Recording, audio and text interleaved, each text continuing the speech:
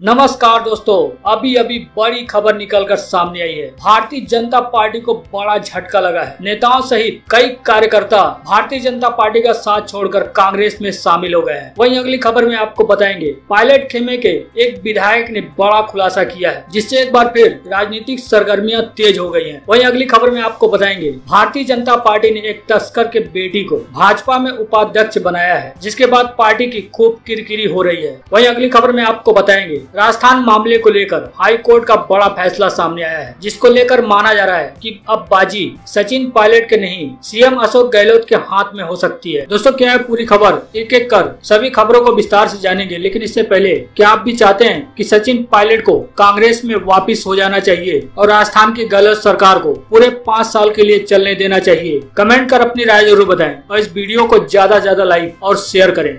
दरअसल आपको बता दें, जहां एक तरफ राजनीतिक उठापटक चल रही है, इसी बीच भारतीय जनता पार्टी को मध्य प्रदेश में बड़ा झटका लगा है। ये झटका कोई और नहीं, भारतीय जनता पार्टी के नेता ने ही दिया है। जी हां, आपको बता दें, मध्य प्रदेश के अशोकनगर जिले में अभी तक कांग्रेस के नेता ही भाजपा में गए थे, लेकिन आज पासा उल्टा पड़ गया। मध्य प्रदेश कांग्रेस ने भाजपा को झटका दे दिया और एक नेता सहित सैकड़ों कार्यकर्ताओं को कांग्रेस में शामिल करा लिया। आपको बता दें कि भारतीय जनता पार्टी के वरिष्ठ नेता एवं अनुसूचित जाति मोर्चा के जिला अध्यक्ष हरि बाबू राय भारतीय जनता पार्टी छोड़ कांग्रेस में शामिल हो गए। उन्होंने देर रात भारतीय जनता पार्टी से इस्तीफा दिया था, जिसके बाद आज वह कांग्रेस में शामिल हो गए। आपको बता दें कि आज भोपाल में कांग्रेस प्रदेश अध्यक्ष एवं पूर्व मुख्यमंत्री कमलनाथ ने ही उन्हें पार्टी की सदस्यता दिलाई है और उनके साथ ही सैकड़ों कार्यकर्ताओं ने भी कांग्रेस का दामन थामा है। इस नेता के कांग्रेस में शामिल होने से भारतीय जनता पार्टी में हड़कंप मच गया है। आपको बता दें कि जो कांग्रेस में शामिल हुए हैं, उनको भारतीय जनता पार्टी का निष्ठावान कार्यकर्ता माना जाता था। बीते चुनाव के दौरान उन्हें विधानसभा टिकट के लिए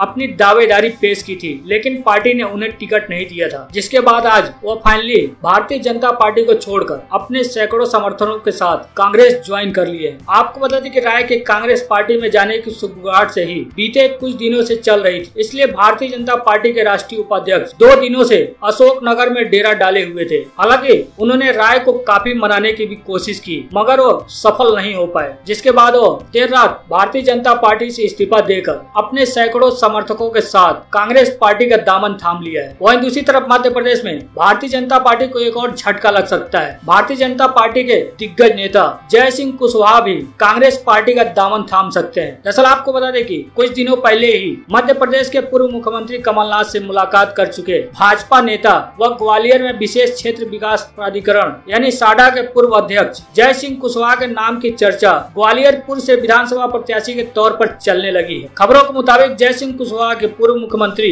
कमलनाथ से भोपाल में करीब आधे घंटे तक बंद कमरे में बात हुई, जिसके बाद से ही कुशवाहा के कांग्रेस में जाने के कयास लगाए जाने लगे हैं। आपको बता दें कि पिछले दिन कांग्रेस चोर सिंधिया समर्थक गोयल उनके साथ ही भाजपा में आ गए थे, इसलिए ग्वालियर पूर्व में विधानसभा उपचुनाव होने हैं। ग्वालियर पूर्व और ग्वालियर सीट पर उम्मीदवारी का दावा कर रहे जय सिंह को भाजपा से हर बार निराशा ही मिली है। कांग्रेस के विधायकों और मंत्रियों के भाजपा में शामिल होने से जय सिंह कुशवाहा को भारतीय जनता पार्टी में रहते विधायक बनने का सपना पूरा होता नजर नहीं आ रहा है। इसको लेकर माना जा रहा है कि अगर कांग्रेस जय सिंह पर दाव लगाती है तो भारतीय जनता पार्टी का दामन छोड़ने में हिचकिचाएंगे नहीं। बढ़ते हैं अगली बड़ी खबर की तरफ। आपको बताएं कि राजस्थान मामले को लेकर राजस्थान हाई कोर्ट ने बड़ा कदम उठाया है। इससे माना जा रहा है कि क्या सचिन पायलट नहीं अब बाजी अशोक गहलोत के हाथ में आ गई है। दरअसल आपको बता दें कि राजस्थान में कांग्रेस पार्टी के व्हीप का उल्लंघन करने के मामले में सचिन पायलट और उनके साथी 18 बागी विधायकों के खिलाफ विधानसभा अध्यक्ष के नोटिस पर राजस्थान हाई कोर्ट ने अब सुनवाई करते हुए फैसले को सुरक्षित रख लिया है। अब 24 जुलाई को इस मामले पर फाइनल फैसला सुनाएगा। सुनवाई के दौरान हाई कोर्ट ने अभी कहा है कि तब तक यानी 24 जुलाई तक विधानसभा अध्यक्ष इस मामले में कोई फैसला न करें। हाई कोर्ट के इस फैसले पर माना जा रहा है कि इससे सचिन पायलट को राहत मिली है, क्योंकि इससे उनको जहां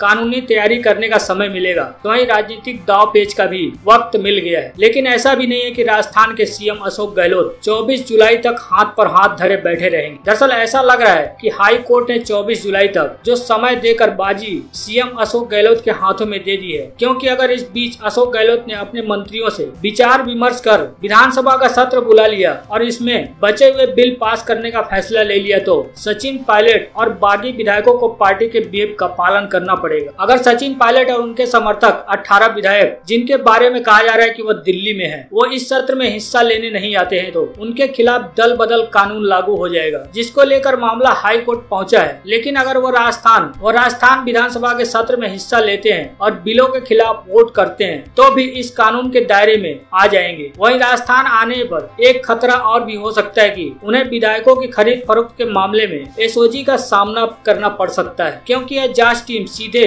सीएम अशोक गहलोत के अधीन है। और सचिन पायलट को लेकर हाल ही में दिए गए बयानों से यह साबित होता है कि वह कोई रियायत बरतने के मूड में नहीं है। वहीं दूसरी ओर विधानसभा का सत्र बुलाने के बाद भी सचिन पायलट और बागी विधायक पार्टी के व्हिप का उल्लंघन करते हुए नहीं आते हैं तो उनकी दल बदल कानून के तहत विधानसभा की सदस्यता जा सकती है। इस स्थिति में सदन में यानी विधानसभा में बहुमत का आंकड़ा जो अभी फिलहाल 101 है वह घटकर 91 पर आ जाएगा और इस स्थिति में अशोक गहलोत की सरकार और मजबूत होगी, क्योंकि माना जा रहा है कि उनके पास कम से कम 101 विधायक हैं। लेकिन यहाँ ध्यान देने वाली बात यह है कि राजस्थान की 200 विधानसभा सदस्यों वाली विधानसभा में बहुमत का आंकड़ा 101 है। हालांकि राजनीति में जादूगर कहे जाने वाले सीएम अशोक गहलोत पहले राजस्थान से बीएसपी पर भी जादू कर उसे गायब कर चुके हैं, मतलब उसके सभी विधायकों को तोड़कर अपने साथ ला चुके हैं। अगर इस बार भी वह इस दाव को चलकर विधानसभा से बागियों को गायब कर दें यानी उनकी सदस्यता खत्म करवा दें तो सीएम अशोक गहलोत को बड़ा फायदा हो सकता है, जिसके बाद कांग्रेस की सरकार गिरने से बच सकती है। बढ़ते हैं अगली बड़ी खबर की तरफ। आपको बता दें कि पायलट खेमे के एक विधायक ने दावा किया है कि जितने भी कांग्रेस से बागी विधायक हैं वह बीजेपी में नहीं जाएंगे। दरअसल आपको बता दें कि राजस्थान की तस्वीर पल पल बदलती हुई नजर आ रही है। अब राजस्थान की राजनीति में एक और नया मोड़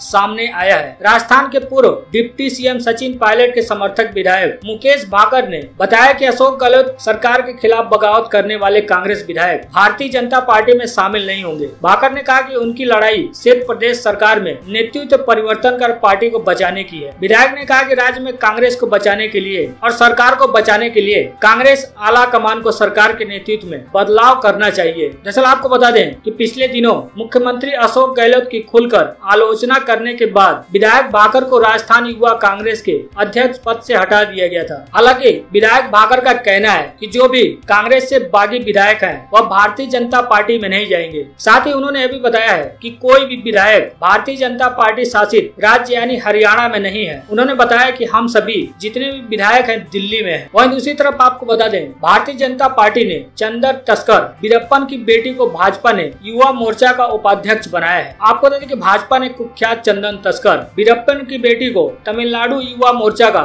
नया उपाध्यक्ष बनाया है। इंडियन एक्सप्रेस के मुताबिक चंदन तस्कर वीरप्पन का 2 राज्यों कर्नाटक और तमिलनाडु साथ ही पश्चिमी घाट के पूरे वन क्षेत्र में आतंक रहा है। उसे पुलिस और वन अधिकारी से 150 से भी ज्यादा लोगों का हत्यारा माना जाता है। इसके साथ ही उस पर 100 से अधिक हाथियों के शिकार करने का भी आरोप है। हालांकि उसकी पहचान चंदन तस्कर के रूप में ही थी। इन दोनों राज्यों में वो काफी दिनों से वांटेड चल रहा था, जिसके बाद वर्ष 2004 में पुलिस ने एक मुठभेड़ के दौरान उसे मार गिराया था। अब वीरप्पन की 29 वर्षीय बेटी विद्या वीरप्पन भाजपा के तमिलनाडु युवा मोर्चा की उपाध्यक्ष बनाई गई है। आपको बता दें कि साल 2000 में वीरप्पन तब राष्ट्रीय मीडिया में छा गया था जब उसने कन्नड़ फिल्म अभिनेता राजकुमार का अपहरण कर लिया था और फिर कुछ हफ्तों बाद छोड़ दिया था। इसके 4 साल बाद के विजय कुमार के नेतृत्व वाली Tamil Nadu police special task force ने एक मुठभेड़ के दौरान उसे मार गिराया था। हालांकि आपको बता दें वीरप्पन की बेटी विद्या इस साल फरवरी में भारतीय जनता पार्टी में शामिल हुई थी, जिसके बाद अब उसे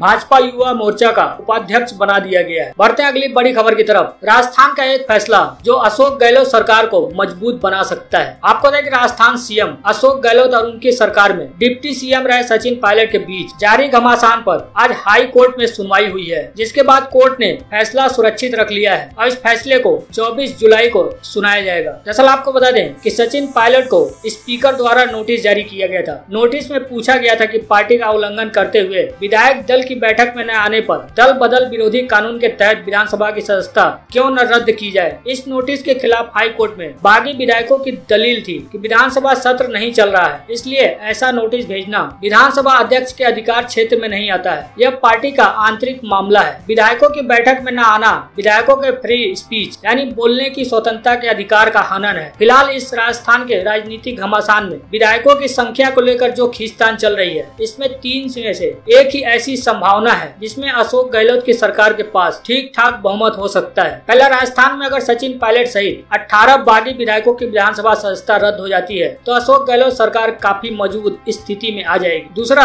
अभी की स्थिति से माना जा रहा है कि अशोक गहलोत के पास 101 विधायकों का समर्थन है। सचिन पायलट के पास 18 कांग्रेस के बागी और 3 निर्दलीयों का समर्थन है। 200 सदस्यों वाली विधानसभा में बहुमत के लिए वर्तमान में 101 विधायकों की जरूरत है। तीसरा, अगर सचिन पायलट सहित बागी विधायकों की विधानसभा सदस्यता रद्द की जाती है तो विधानसभा में बहुमत का आंकड़ा जो 101 है वह घटकर 91 पर आ जाएगा। लेकिन अगर हाईकोर्ट सचिन पायलट के पक्ष में फैसला सुनाता है तो अशोक गहलोत की स्थिति विधानसभा में कमजोर हो जाएगी, क्योंकि उनके पास 101 विधायकों का समर्थन माना जा रहा है, जैसा कि वो बता चुके हैं, और बहुमत के लिए भी 101 विधायकों की जरूरत है। ऐसे में अगर एक भी विधायक इधर से उधर हो जाते हैं तो सरकार गिरने का खतरा बढ़ जाता है। वहीं अगर भारतीय जनता पार्टी और उनके समर्थित पार्टियों के 75 और 22 बागी विधायकों को मिला दिया जाए तो 97 विधायक होते हैं। उनमें से अगर 2 बीटीपी पार्टियों को जोड़ दिया जाए तो यह आंकड़ा भी 99 तक पहुंच जाता है। हालांकि बीटीपी खुद को राजस्थान में किंग मेकर के रूप में बता चुकी है। अगर ऐसा हुआ तो ऐसी स्थिति में कांग्रेस सरकार के लिए खतरा बढ़ जाएगा। एक भी विधायक ने अगर पाला बदला तो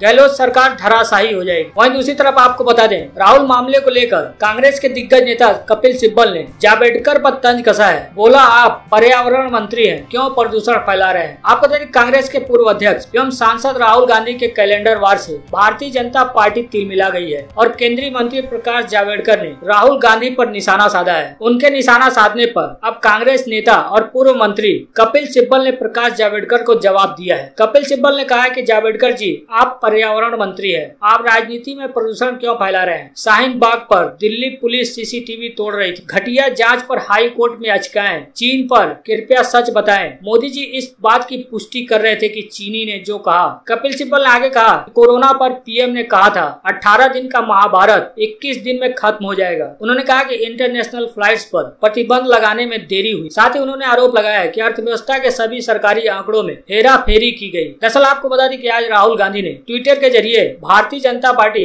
यानी मोदी सरकार पर बड़ा हमला बोला था। राहुल गांधी ने ट्विटर के जरिए कोरोना काल में मोदी सरकार की उपलब्धियां गिनाते हुए मोदी सरकार पर तंज कसा। राहुल गांधी ने अपने ट्विटर में लिखा, फरवरी नमस्ते ट्रम्प, मार्च मध्य प्रदेश में सरकार गिराई, अप्रैल मोमबत्ती जलवाई, मई सरकार की छठी सालगिरह, जून बिहार में वर्चुअल रैली, जुलाई राजस्थान सरकार गिराने की कोशिश। इसी को लेकर भारतीय जनता पार्टी ने राहुल गांधी पर पलटवार किया था। भारतीय जनता पार्टी के दिग्गज नेता प्रकाश जावड़ेकर ने राहुल गांधी के कैलेंडर का जवाब कैलेंडर से दिया था, जिसके बाद कांग्रेस के दिग्गज नेता कपिल सिब्बल ने प्रकाश जावड़ेकर को करारा जवाब दिया है।